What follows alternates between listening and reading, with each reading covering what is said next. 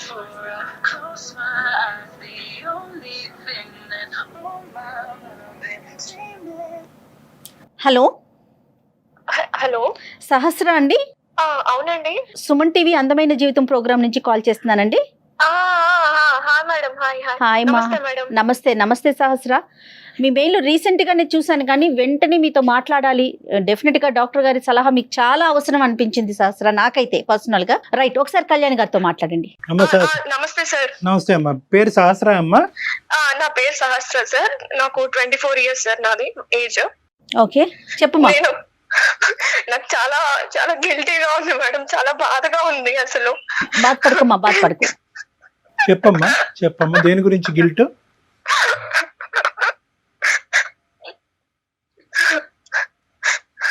బాధపడకు తల్లి, చెప్పు, ఒకసారి మాట్లాడు. నేను చెప్పా కదండి, నేను 2-3 సార్లు రీచెక్ చేశా. చెప్పుమా. నేను ఒక ఇంటీరియర్ డిజైనర్ గా వర్క్ చేస్తున్నా మేడం, బెంగళూరులో. Very good. నేను చాలా కామ్ గోయింగ్ అండ్ చాలా డెడికేటెడ్ పర్సన్ మేడం. వర్క్ పట్ల గానీ చాలా రెస్పెక్టబుల్ పొజిషన్ లో ఉన్నాను మేడం నేను. అలాంటి టైంలో నేను ఒక నిండు ప్రాణాన్ని, పసి పిండాన్ని నేను చేతులారా చంపేశాను మేడం.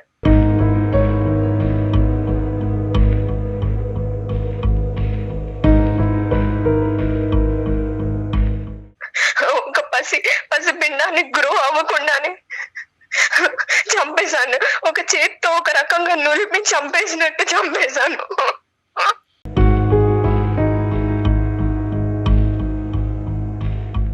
చెప్పినా ఏంటమ్మా, ఏం జరిగింది సహస్ర? నువ్వేంటి, చంపేయటం ఏంటి? అసలు ఏం జరిగిందమ్మా, కొంచెం డీటెయిల్డ్ గా చెప్పు. ఓకే సార్, చెప్తాను. చెప్పాను కదా సార్, నేను ఇంటీరియర్ డిజైనర్ గా ఒక కార్పొరేట్ కంపెనీలో వర్క్ చేస్తుంటే, అయితే అసలు ఎందుకు ఇంత గిల్టీగా, నిద్ర పట్టలేకుండా ఎందుకు ఇలా జరుగుతుందండి సార్? నేను ప్రెగ్నెంట్ అయ్యాను సార్.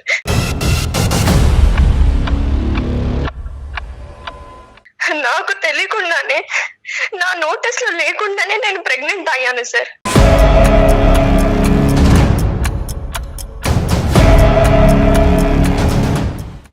మీరు చెప్పండి సార్, అసలు ఒక నోటీస్ లేకుండా అసలు ప్రెగ్నెంట్ అవ్వడం అసలు ఏంటి సార్? అసలు ఇది కరెక్టేనా?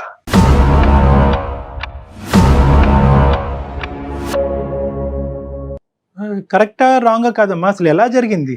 ఒక 4 days బ్యాక్ నేను క్యాబ్ లో వెళ్తున్నాను సార్ ఆఫీస్ కి. ఓకే.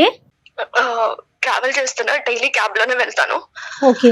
వెళ్తుంటే సడన్ గా నేను క్యాబ్ లో ట్రావెల్ చేసినప్పుడు ఫెయింట్ అయ్యి కళ్ళు తిరిగిపోయి అక్కడే పడిపోయాను క్యాబ్ లో. ఆ విషయం నాకు కూడా తెలియదు. సో మా క్యాబ్ డ్రైవర్ సడన్ గా నన్ను తీసుకెళ్లిపోయి హాస్పిటల్ కి షిఫ్ట్ చేసేసాడు.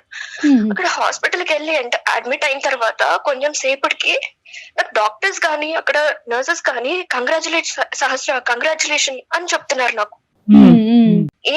ఏమైంది, నాకెందుకు కంగ్రాచులేట్ చెప్తున్నారు మేడం మీరు? What I have done? నాకెందుకు? నేను హాస్పిటల్లో ఉండడం ఏంటి, నేను కళ్ళు తిరిగి పడిపోవడం ఏంటి అని వాళ్ళని క్వశ్చన్ చేశాను. లేదమ్మా, ఇదిగో నీ రిపోర్ట్స్, ఇలా నీ బ్లడ్ శాంపిల్స్ మేము టెస్ట్ చేసాము, ఇదిగో నీ రిపోర్ట్స్, ప్రెగ్నెంట్ అయ్యావు, పాజిటివ్ వచ్చింది అని చెప్పారు. నేను పాజిటివ్ అవ్వడం ఏంటి? మీరు ఎవరి రిపోర్ట్స్ ఎవరికి తెచ్చిస్తున్నారు? Might be reports mismatch అయిపోయాయేమో, వేరే వాళ్ళ రిపోర్ట్ సినిమాలో చూపించినట్టు వాళ్ళ రిపోర్ట్ నాకు ఇచ్చారేమో, ఒకసారి చూసుకోండి అని వాళ్ళ మీద గోల పెట్టేశాను మేడం. లేదమ్మా, ఇది నీ పేరే, చూడు సహస్ర ఉంది, నీ ఏజ్ ఉంది, మీ క్యాబ్ డ్రైవరే అడ్మిట్ చేశారు. లేదు ఇది నాది కాదు అని నేను అక్కడ అల్లరి చేసేసి నేను ఇంకా వెంటనే రిటర్న్ అయిపోయాను నా రూమ్ కి. నేను ఉండే హాస్టల్లో, బెంగళూరులో హాస్టల్లో ఉంటాను, నేను వెళ్ళిపోయాను. అసలు రూమ్ కి వెళ్ళి ఏడుస్తున్నాను మేడం, బాధపడుతున్నాను. నేను చేయడం ఏంటి, నేను ప్రెగ్నెంట్ అవ్వడం ఏంటి, నా శాంపిల్స్ టెస్ట్ చేసి నేను పాజిటివ్ అవ్వడం ఏంటి అని కంగారు పడుతున్నాను మేడం. నిద్ర పట్టట్లేదు నాకు. అసలు ఏం జరిగింది మొత్తం మళ్ళీ ఒకసారి నేను టెస్ట్ చేసుకున్నాను మేడం. టెస్ట్ చేసుకుంటే మళ్ళీ ప్రెగ్నెన్సీ పాజిటివ్ వచ్చింది.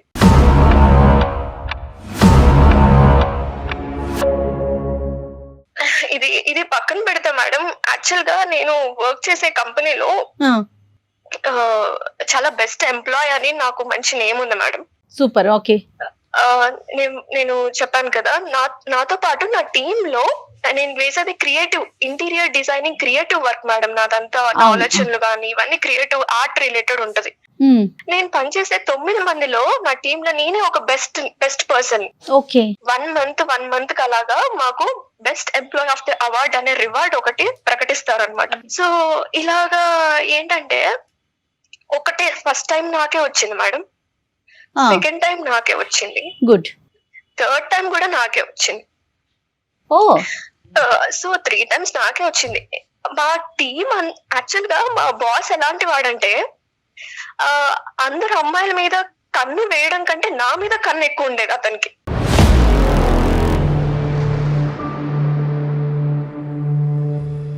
ఒక 2 months బ్యాక్ నాకు ఒకసారి ప్రపోజ్ కూడా చేశాడు. నా క్యాబిన్ లో నేను బేలో కూర్చున్నప్పుడు కూడా నన్ను చూసుకుంటూ వెళ్ళడము, ఎప్పుడెప్పుడు ఈ అమ్మాయి ఖాళీగా దొరుకుతుందా, ఎప్పుడెప్పుడు తినని ముట్టుకుందామా అన్న ప్రయత్నంలో ఉంటాడు మేడం అతను. అతని బిహేవియర్ చూస్తుంటే అలా అనిపించేది నాకు. ఏజ్ ఎంతమ్మా? మ్యారీడేనా? అతనికి 35 years ఉంటాయి మేడం. ఓకే, మ్యారీడేనా? మ్యారీడే మేడం. నీ వయసు ఎంత అమ్మా? నాది 24 సార్. తప్పుగా అనుకోకమ్మా, నీకు ఎవరైనా బాయ్ ఫ్రెండ్స్ అదేమన్నా ఉన్నారా? లేదు సార్, నేను అసలు ఇప్పటి వరకు రిలేషన్ లో ఎవరితో లేను. అమ్మ నాన్న ఎక్కడ ఉంటారమ్మా? మా మదర్ ఫాదర్ హైదరాబాద్ లోనే ఉంటారు సార్. మా ఫాదర్ వచ్చేసి ఒక ప్రైవేట్ బ్యాంక్ ఎంప్లాయ్ లో తన మేనేజర్, బ్యాంక్ ఎంప్లాయ్ తను. ఈ ప్రెగ్నెన్సీ గురించి అమ్మ నాన్నకి చెప్పావమ్మా? ఎవరికి తెలీదా? లేదు సార్, ఎట్లా చెప్తాను సార్, వాళ్ళు తలెత్తుకోకుండా ఉంటారు సార్, నేను ఎలా చెప్పగలను?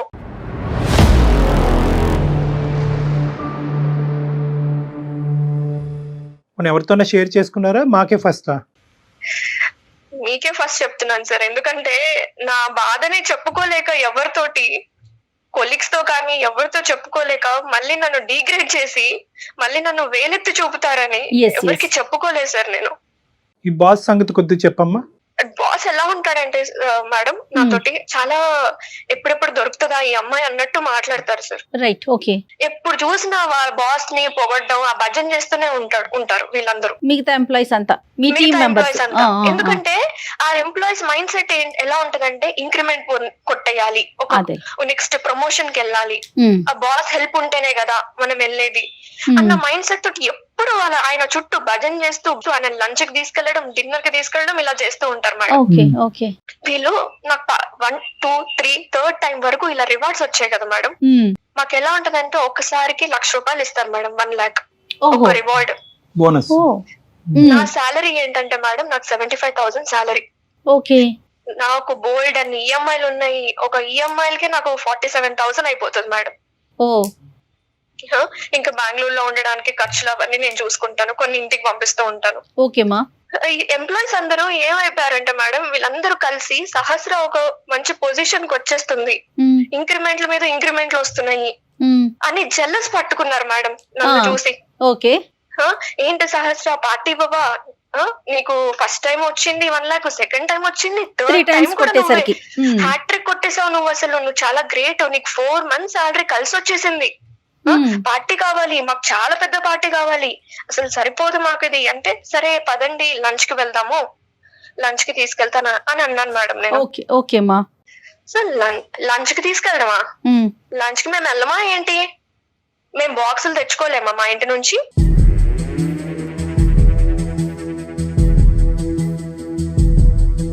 మేము ప్రిపేర్ చేసుకొని తెచ్చుకుంటాం. సరే డిన్నర్ కి వెళ్దాము, ఈ లంచ్ లో ఫుడ్లు మాకొద్దు, ఎక్కడికన్నా దూరంగా మంచిగా అవుటింగ్ కి వెళ్దాం.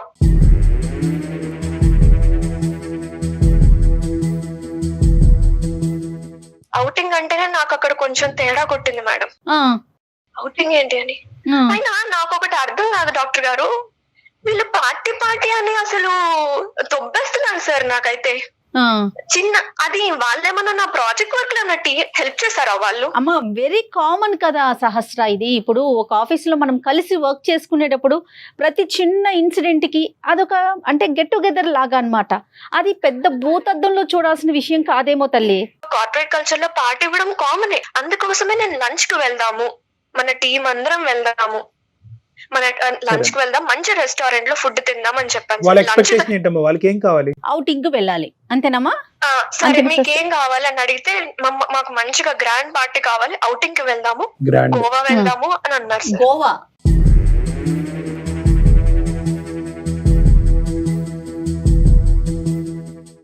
బూస్ట్ చేయాలి, మేము Hmm. ఆల్కహాల్ కన్స్యూమ్ చేసుకోవాలి, అక్కడ మందు ఎంజాయ్ కావాలి. చేయాలి అన్నారు ఓ సార్.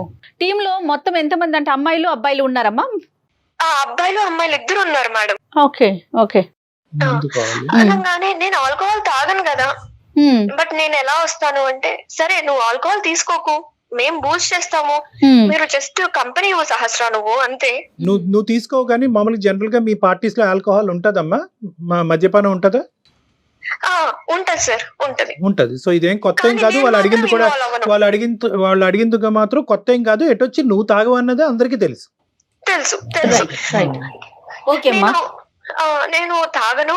నాతో పాటు నేను కొంచెం క్లోజ్ గా ఉండే ఒక అమ్మాయి ఉంటది నా పక్క క్యాబిన్ లో, కావ్య అని. ఆ అమ్మాయితోనే కొంచెం షేర్ చేసుకుంటూ ఉంటాను. ఓకే. అసలు నన్ను ఊపిరి ఆడలేవులే సార్ రైట్. అసలు. ఓకే. కంగారు పెట్టారు. ఇంకా వచ్చేంత వరకు ఇంకా వాళ్ళు ఫ్లైట్ టికెట్స్ అన్ని వాళ్ళు బుక్ చేసేసారు. మేము ఇలా చేసేస్తున్నాం, చేసేసిన తర్వాత నాకు స్క్రీన్ షాట్ పెట్టేశారు. Right. Okay. So your compel to go అంతే. ఓవర్ నైట్ అమ్మా? ఓవర్ నైట్ స్టే అది? అవును sir, over night stay 2 days కి ప్లాన్ చేశారు సార్. వెళ్ళడము, అక్కడ ఒక రోజు స్టే చేయడం, మళ్ళీ రిటర్న్ అవ్వడము. సో ఇంకా నేను అక్కడ పార్టీ కల్చర్ లో కూర్చున్నాం సార్. వీళ్ళందరూ తాగుతున్నారు. అసలు ఆ గోవాలో అయితే నా కొలీగ్స్ అమ్మాయిలు అబ్బాయిలు అనే తేడా లేకుండా అందరూ తాగుతున్నారు సార్, నేను ఒక్కదాన్ని తప్ప. ఓకే. ఓకే. ఇంకా నాకు అయితే ఒక స్ప్రైట్ బాటిల్ ఇచ్చారు sir. Okay. 1 liter Sprite bottle ఇచ్చారు. ఇదిగో సహస్ర తీసుకో అన్నారు. స్ప్రైట్ బాటిల్ ఇచ్చినప్పుడు స్ప్రైటే కదా అని నేను ఏం చేశానంటే, ఇది సీల్ ఉందా లేదా అని కూడా చెక్ చేసుకున్నా సార్. సీల్ ఉందా? ఇది సీల్డ్ బాటిలా కాదా అని చెక్ చేసుకుంటే సీల్ ఉంది సార్. రైట్. ఎందుకు మీకు డౌట్ ఉండిందా సహస్ర? ఆల్రెడీ వాళ్ళు ఏమన్నా ఆల్కహాల్ అంటే ఈ కలిపారని? రోజుల్లో అది కామన్ కాబట్టి అమ్మాయి ఏమనుకుందంటే ఏమైనా లిక్విడ్ ఏమైనా రిమూవ్ చేసి కలుపుంటారేమో. అదేలే. సీల్ ఉంటే కనుక తిరగలేదు కదా అనుకుంది. ఓకే అమ్మా. Right sir, exactly. ఒక 2-3 సిప్స్, ఒక హాఫ్ గ్లాస్ అయిపోగానే నాకే కొంచెం తేడాగా, అది కొంచెం ఘాటుగా అనిపించింది. ఓకే. సరే అని నేను ఒక 1 గ్లాస్ తాగంగానే నేను అన్కాన్షియస్ అయిపోతున్నా సార్. నాకే కొంచెం డిజీనెస్ వచ్చేసి అంత కళ్ళు తిరుగుతున్నట్టు ఎలానో అనిపించింది. ఇంకా నాకు తెలియకుండానే అన్ఇంటెన్షనల్ గా నేను ఒక గ్లాస్ కాకుండా ఇంకొక గ్లాస్ తాగుతూనే ఉన్నా సార్.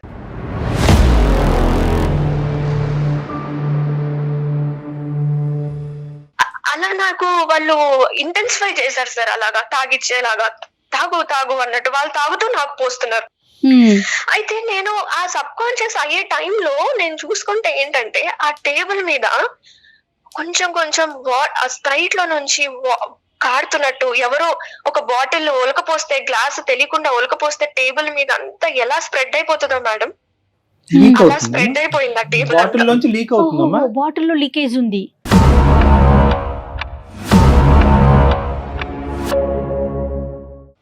అయి ఉండొచ్చు మేడం. రైట్. మొత్తం ఆ టేబుల్ అంతా స్ప్రెడ్ అయిపోతుంటే నాకు అప్పుడు అదొకటి గుర్తుంది మేడం నాకు. Okay okay. ఇంకా నాకు తర్వాత ఏం జరిగిందో మేడం నాకు అసలు తెలియదు మేడం.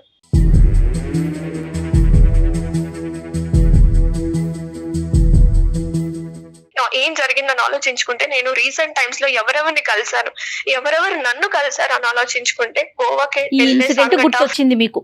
ఈ బాస్ కూడా వచ్చాడా? బాస్ కూడా వచ్చారమ్మా? నాకు తెలియదు మేడం మీరు అన్నట్టు. అయితే నాకు కూడా ఇలాగే డౌట్ వచ్చింది మేడం, ఇలాగే బాస్ కూడా వచ్చాడా ఏంటి అని.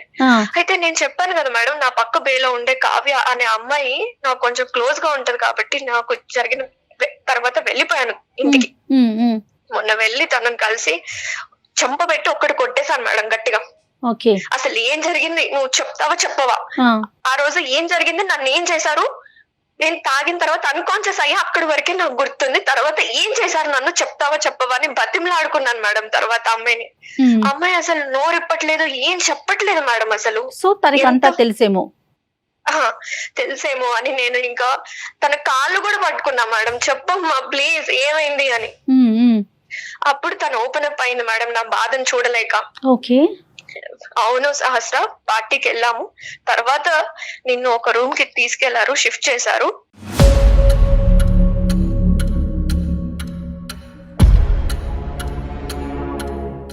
అక్కడి వరకే నాకు తెలుసు, తర్వాత నేను లేను అక్కడ, నేను పక్క రూమ్ కి వెళ్ళిపోయాను అని చెప్పారు మేడం. అయితే బాస్ వచ్చారా అంటే వచ్చుంటారు అని చెప్పింది మేడం తను.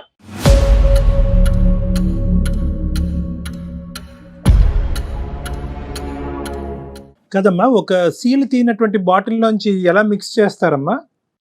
నా అనుమానం అయితే ఆ టేబుల్ అంతా కారిపోయింది కాబట్టి స్టీల్ బాటిల్ అయితే అలాగే ఉంది సార్.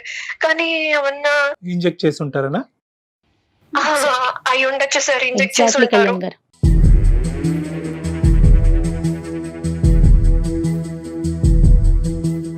ఇదంతా నలుగురు కూడబలుక్కుని ఈ విధంగా చేద్దాం అని చేసినటువంటి ఆలోచన అంటారా, లేదంటే ఒక్క మనిషికి వచ్చే ఆలోచన?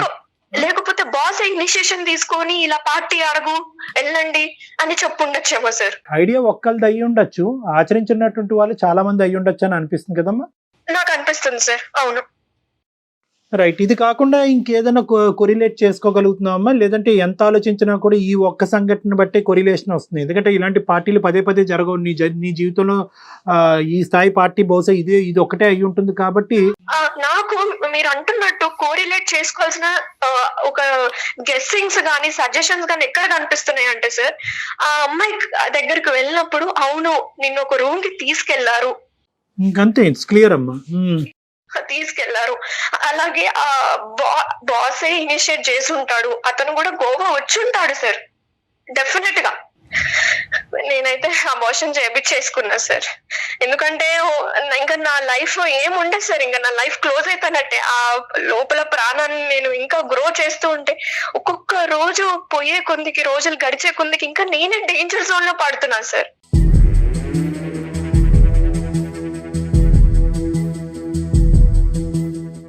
నేను మీకు ఎందుకు మెయిల్ చేశానంటే మేడం, అమ్మా నేను ప్రతి రోజు ప్రతి నిమిషం గిల్టీగా ఫీల్ అవుతున్నాను మేడం. Naturally నాకు అమ్మా. అన్నం తినబుద్ధి కావట్లేదు, ఏం చేయబుద్ధి కావట్లేదు, ఒక్కదాన్నే రూమ్ లో ఉండి ఏడ్చుకుంటూ బతుకుతున్నాను మేడం. ప్రతి నిమిషం ఏదైనా పని స్టార్ట్ చేసినా సరే నాకు అదే గుర్తొస్తుంది.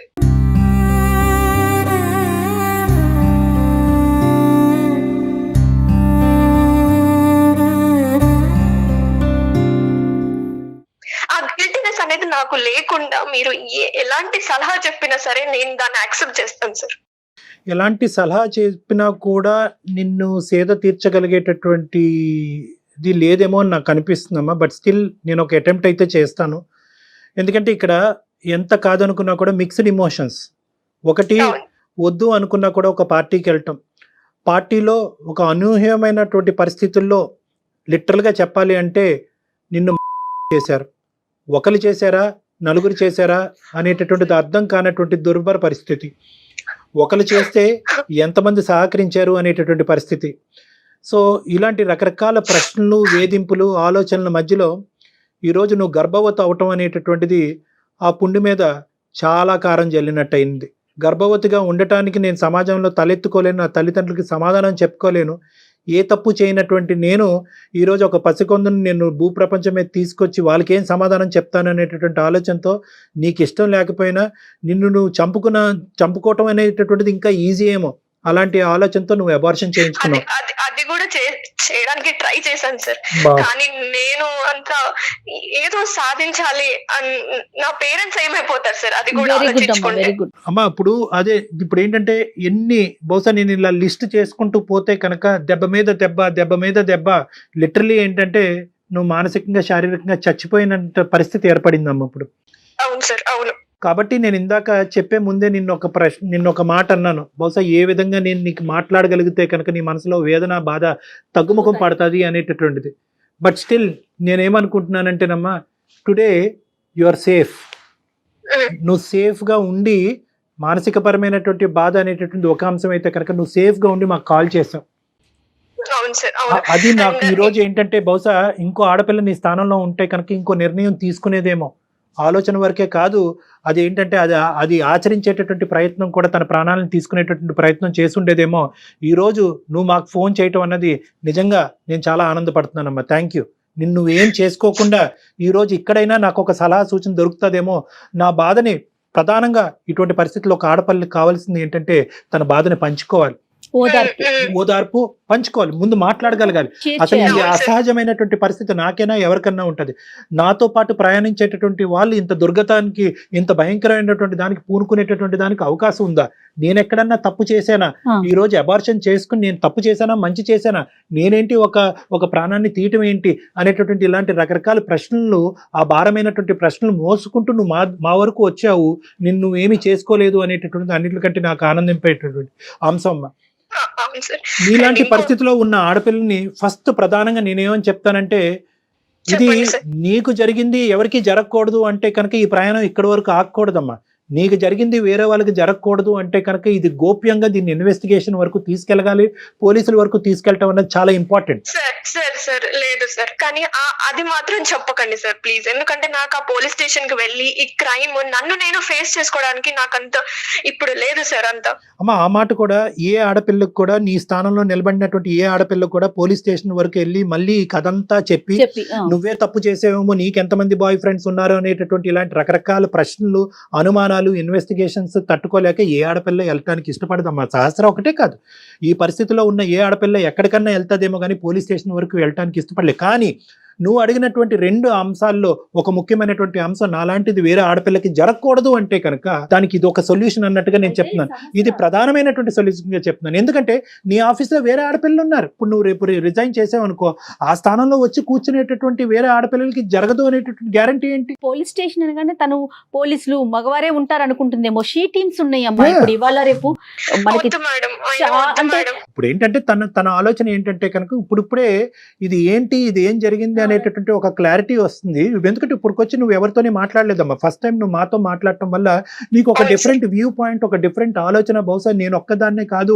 ఇలాంటి సఫర్ అయ్యేటటువంటి చాలా మంది ఆడపిల్లలు ఉన్నారు, వాళ్ళు ఏం చేసుంటారు అనేటటువంటిది మొట్టమొదటిసారిగా నువ్వు మా నోటి వెంట వింటున్నావు. కాబట్టి నువ్వు కూల్గా కూర్చొని ఆలోచిస్తే కనుక, ఓహో బహుశా నేను ఇలా చేయొచ్చు, నేనేమి ఇక్కడ తప్పు చేయలేదు. ప్రధానమైనటువంటి అంశం నువ్వు ఇక్కడ గుర్తుపెట్టుకోవాల్సింది ఏంటంటే, సహస్ర అనేటటువంటి ఈ అమ్మాయి ఏ తప్పు చేయలేదు, ఇంక్లూడింగ్ ఏ తప్పు చేయలేదు. Very good. నువ్వు ఎప్పుడు నీ తల్లిదండ్రులు ఏ నమ్మకంతో అయితే కనుక నేను బెంగళూరు పంపించి అక్కడ ఒంటరిగా నీ చేత ఉద్యోగం చేపిస్తున్నారో, నీ కళనే నువ్వు నమ్ముకున్నావు, నీ కెరియర్ని నేను నమ్ముకున్నావు, కాబట్టి దాని మీద నువ్వు నిలబడ్డావు. సో అప్పుడు సహస్ర ఒకటే, ఇప్పుడు సహస్ర ఒకటే.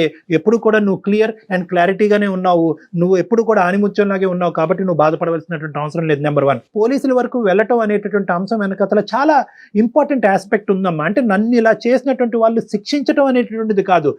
ఇలా చేయకపోతే కనుక, నువ్వు అలా నమ్మి ఆ దారిలో వెళ్ళకపోతే కనుక, రేపొద్దున వాళ్ళు ఏమనుకుంటారు, ఓ ఆడపిల్లలు అంటే కనుక మనం ఇలా వాడుకోవచ్చు. పార్టీలో అనేటటువంటి మభ్య పెట్టి వాళ్ళని ప్రెషర్ పెడితే కనుక, అయ్యో పార్టీ ఇవ్వకపోతే కనుక నాతో పాటు ప్రయాణం చేసేటటువంటి వాళ్ళు దూరం అవుతారేమో, వాళ్ళు నేను పీనాస్లా కనిపిస్తానేమో, ఇంకో విధంగా కనిపిస్తానేమో అనేటటువంటి ఉద్దేశంతో ఆడపిల్లలు ఇలా లొంగిపోతారన్నమాట అనేటటువంటి మెసేజ్ నువ్వు వాళ్ళకి ఇస్తున్న దాని అవుతావు. రేపొద్దున ఆడపిల్లల్ని ఏ విధంగా వాడుకోవచ్చు అనేటటువంటి ఆలోచన వాళ్ళకి ఇస్తున్నాం. రేపొద్దున మనం ప్రత్యక్షంగా కలపకపోయినా, వాళ్ళు మందు కొట్టకపోయినా, తాగకపోయినా కూడా ఇలా మబ్బి పెట్టి మాయ చేసి ఈ విధంగా మత్తు పానీయాలు ఇచ్చి ఆడపిల్లను మనం లొంగ తీసుకోవచ్చు అనేటటువంటి మెసేజ్ మనకి ఇస్తున్నాం. ఈ రోజు సహస్ర ఇంది, రేపు ఇంకొక అమ్మాయి అవుతుంది, ఆ ప్లేస్ లో ఇంకొక అమ్మాయి ఉండొచ్చు కదా అనేసి అంటున్నారమ్మా. అందుకోసమే నేను ముందుకు వచ్చాను మేడం. బట్ ఈ పోలీసులు క్రైములు మాత్రం అసలు చెప్పకండి మేడం. మా వ్యవస్థ చాలా మారింది తల్లి. వ్యవస్థ, దయచేసి నా మాట ఒక్కసారి నమ్ము. నువ్వు ఎంత చీదరించుకున్నా, ఎంత అసహించుకున్నా, ఎంత కరెక్ట్ కాదు అనుకున్నా, నా సబ్జెక్ట్ ఎంత బహిర్గతం అవుతుందని నీకు అనుకున్నా కూడా వ్యవస్థ చాలా మారింది. అన్నీ కూడా చాలా గోప్యంగా ఉంటుంది. ఒక ఆడపిల్లకి ఇచ్చేటటువంటి ప్రైవసీ బహుశా ఈ రోజుల్లో మన ఉండేటటువంటి వ్యవస్థలో చాలా ఇంపార్టెంట్ ఆస్పెక్ట్ కింద మారిపోయింది. సో ఎవరికి కూడా మూడో కంటికి తెలియకుండా కూడా ఇన్వెస్టిగేషన్ నడిపించవచ్చు. అందరినీ ఎవరైతే ఉన్నారో వాళ్ళందరినీ కూడా బోన్లోకి లాగచ్చు, శిక్షించవచ్చు. రేపొద్దున సమాజానికి చాలా మంచి సేవ చేసేటటువంటి ఒక గొప్ప వ్యక్తిగా నువ్వు మారుతావు. సో దీనంతటి వల్ల నాకేంటండి అని నువ్వు అడగచ్చు. నీకేంటంటేనమ్మా, నువ్వు అప్పుడు ఎప్పుడు కూడా నువ్వు పెర్ఫెక్టే, నువ్వు బాధపడవలసినటువంటి అవసరం లేదు. ఎటొచ్చి బిడ్డను చంపుకున్నాను సార్, కాబట్టి నేను అబార్ట్ చేసుకోవటం అనేది, నేను ప్రాణాన్ని తీసుకోవటం అంటే కనుక దానికి ప్రాణాన్ని తీసేయటం అనేటటువంటి ఒక లేబుల్ పెడితే కనుక గిల్ట్తో చచ్చిపోతావు అమ్మా. నిన్ను నువ్వు కాపాడుకునేటటువంటి ప్రయత్నంలో నువ్వు ఆ ఆలోచన రావటంలో, ఆ ఆలోచన నీకు రావటం ఎటువంటి తప్పు కాదమ్మా నేను అనుకోవటం. ఆలోచన తప్పు కాదు. ఎందుకంటే కనుక ఈ రోజు నీ తల్లిదండ్రులకు నువ్వు సమాధానం చెప్పుకోవాలి, సమాజానికి సమాధానం చెప్పుకోవాలి. రేపొద్దున పెళ్లి అనే భవిష్యత్తు నీకు ఉంది, రాబోయేటటువంటి భర్తకు నువ్వు సమాధానం చెప్పుకోవాలి. ఒక బిడ్డను తీసుకుని నడి సమాజంలోకి నువ్వు వెళ్తే కనుక ఈ సమాజం నిన్నేం గౌరవంగా చూడదమ్మా. నిన్నేమంటది అంటే అదిగో ఏదో తప్పు చేసింది కాబట్టి ఈ రోజు బిడ్డను ఎత్తుకుని తిరుగుతుంది, ఈ అమ్మాయి తప్పుడు మనిషి అని చెప్పి ఏ క్యారెక్టర్ అయితే కనుక నువ్వు నీ తల్లిదండ్రులు ఎప్పుడు కూడా కల్లో కూడా ఊహించుకోరో ఆ ముద్ర నీ మీద పడబోతుంది. కాబట్టి ఈరోజు నువ్వు సమయస్ఫూర్తితోనే ఒక ఆలోచన చేసావని నేను అంటున్నానమ్మా. ఒకప్పుడు నువ్వు అబార్ట్ చేసుకోకుండా మా దగ్గరికి వచ్చుంటే కనుక తల్లి ఇది నీ ఇష్టం, నీ ఆలోచన బట్టి నువ్వు నిర్ణయం తీసుకో, మేము దాని మీద ప్రెషర్ చేయలేము, అలా చేయటం అనేటటువంటి చట్టరీత్యా వ్యతిరేకం అని చెప్పుండేవాళ్ళం. కానీ నువ్వు ఆల్రెడీ ఒక నిర్ణయం తీసుకుని దాన్ని ఆచరించావు కాబట్టి నువ్వు చేసినటువంటి దాంట్లో గిల్ట్ ఫీల్ అవ్వాల్సినటువంటి అవసరం లేదు. నిన్ను, నీ కుటుంబాన్ని, నీ ఫ్యూచర్ని కాపాడుకునేటటువంటి ప్రయత్నంలో నువ్వు తీసుకున్న నిర్ణయం కాబట్టి దాన్ని నేను తప్పుగా అయితే నేను భావించట్లేదు, ఆ విధంగా నేను చూడట్లేదు. ఇప్పుడు కూడా ఇంతకు ముందు మీరు కాల్ చేయక ముందు కూడా నాకు అదే గిల్ట్ ఉంది సార్. ఇప్పుడు మీతో మీరు చెప్పే సలహా కానీ మీరు నన్ను మోటివేట్ చేసే మాటలు కానీ నాకు కొంచెం ఇప్పుడు మనశ్శాంతిని ఇస్తుంది సార్. రిమూవ్ దట్ మాస్క్ అమ్మా, నువ్వేం తప్పు చేయలేదు. ఎటొచ్చి నీ ఎజెండా ఒక్కటే. నీ ఎజెండా ఈ రోజు ఏదన్నా ప్రైమరీ గారు ఈ రోజు మాట్లాడుకుంటే నాకు 0.5% కూడా 0.05% కూడా నాకు ఈ రోజు సహస్ర తప్పు చేసినట్టు నాకు అనిపించట్లేదు. ఇలాంటివి జరిగినప్పుడు గొంతు విప్పి మాట్లాడండి. మీ మనసులో ఉండేటటువంటి బాధని నీకు నచ్చినటువంటి వాళ్ళని చెప్పండి. ఒకప్పుడు అవకాశం ఉంటే కనుక నిన్ను ఇబ్బంది పెట్టేటటువంటి వాళ్ళని శిక్షించి రేపొద్దున వాళ్ళకి బుద్ధి వచ్చేటటువంటి విధంగా ఈ ప్రాసెస్ కంటిన్యూ అవ్వకుండా అరికెట్టేటటువంటి ప్రయత్నం కూడా మీరు చేయండి. చాలా ముఖ్యమైనటువంటి అంశం ఉంది. నువ్వు ఎక్కడన్నా ఒక ఆలోచనలో ఒక చిన్నపాటి తప్పిదం జరిగింది అంటే కనుక అక్కడే జరిగింది. నీ భావం గురించి, నీ యొక్క వ్యక్తిత్వం గురించి, నీ మనసులో ఉండేటటువంటి ఆలోచన గురించి ఎప్పుడు కూడా ఏ ఆడపిల్లైనా నిలబడాలమ్మా. నాకు పార్టీలు నచ్చవంటే నచ్చవు, అంతే, ఫుల్ స్టాప్. నో అంటే నోనే. రండి, ఒక బిర్యానీ ప్యాకెట్ తెచ్చుకుని ఇక్కడ టేబుల్ మీద కూర్చొని తిందాం సరదా. అంతేగాని వాళ్ళు ఆ మొహమాటానికి పోయి వీళ్ళు ఏదన్నా అనుకుంటారేమో 3 లక్షలు పోయి ప్రధానమైనటువంటి అంశం అమ్మా. ఎక్కువ శాతం ఇలాంటివి జరిగేటటువంటి ఎక్కడ జరుగుతాయంటే కనుక మనకు తెలియనటువంటి ప్రాంతంలో మనకు తెలిసినటువంటి మనుషులు చేస్తారు. మీరు స్టాటిస్టిక్ చూడండి. మీరు స్టాటిస్టిక్ పరంగా చూసుకుంటే కనుక, క్రైమ్ స్టాటిస్టిక్స్ పరంగా చూసుకుంటే మీకు అప్పటికే హింట్ ఉంది. వీడు టచ్ చేయడానికి ట్రై చేస్తున్నాడు, ప్రపోజ్ చేయడానికి ట్రై చేస్తున్నాడు, వీళ్ళు ఏదో దుర్బుద్ధి పుట్టింది, వీడు గోవా వరకు వెళ్దాం అంటున్నాడు అంటే కనుక ఆలోచన వీడిదా మిగతా వాళ్ళదా? బహుశా వీడు వాళ్ళ మీద ఒత్తిడి తీసుకొచ్చి మొత్తం అందరూ మూకమ్మడిగా నన్ను అక్కడ తీసుకెళ్తున్నారా? లేదు, అలా తీసుకెళ్ళట్లేదు అని అనిపించినా కూడా 99.5% అలా తీసుకెళ్ళడం అని అనిపించినా కూడా 0.5% ఎక్కడో చూడ మీ అంతరాత్మ మిమ్మల్ని ప్రశ్నిస్తూ ఉంటుంది, మిమ్మల్ని గుచ్చుతూ ఉంటుంది. దాన్ని నమ్మండి. 0.5% డౌట్ వచ్చినా కూడా అరే బాబు మీ పార్టీలకు ఒక దన్నం, నేను ఎక్కడికి రానురా, కావాలంటే ఇక్కడ తిందాము, నేను ఇలా వెళ్తున్నానంటే తెలిస్తే కనుక మీ అమ్మ నాన్నమే తోసేయండి. మా అమ్మ నాన్న నన్ను నరికి పోగులేస్తారు, నేను రాను, నాకు అది అలవాట్లేదు, అది మా సాంప్రదాయం కాదు, మా పద్ధతి కాదని చెప్పి కొట్టిపారు. రైట్. ఇది ఓన్లీ సహస్ర కాదు కళ్యాణ్ గారు, ఈ వీడియో చూసే ప్రతి ఆడపిల్లకి మీరు చెప్పే మాటలు ప్రతి ఆడపిల్ల మనసుకు తీసుకోవాలి. సహస్ర అందుకోసమే సార్ ప్రతి అమ్మాయి ఇలాంటి సిచ్యువేషన్ ఇది కాకపోయినా వేరే రకంగా, పార్టీ కాకపోయినా వేరే రకంగా ఫేస్ చేస్తున్నారు సార్. జరగకుండా ఉండాలి. అమ్మ, నీకున్న టాలెంట్, నీకున్న స్కిల్, నీకుండేటటువంటి బలాలకి నీకు ఎక్కడైనా కూడా రెడ్ కార్పెట్ వేసి జాబ్ వస్తారు. కాబట్టి తక్షణ కర్తవ్యం నువ్వు ఇమీడియట్ గా ఏంటంటే ఈ ఉద్యోగానికి రిజైన్ చేయి.